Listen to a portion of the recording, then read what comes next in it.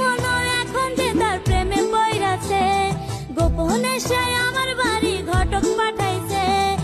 আমার মনও এখন যে তার প্রেমে পইরাছে, গোপনে সে আমার বাড়ি ঘটক পাঠাইছে। দুষ্টু একটা ছেলে আমায় পাগল করেছে, সে যে মিষ্টি করে ভালোবাসার পত্র দিয়েছে।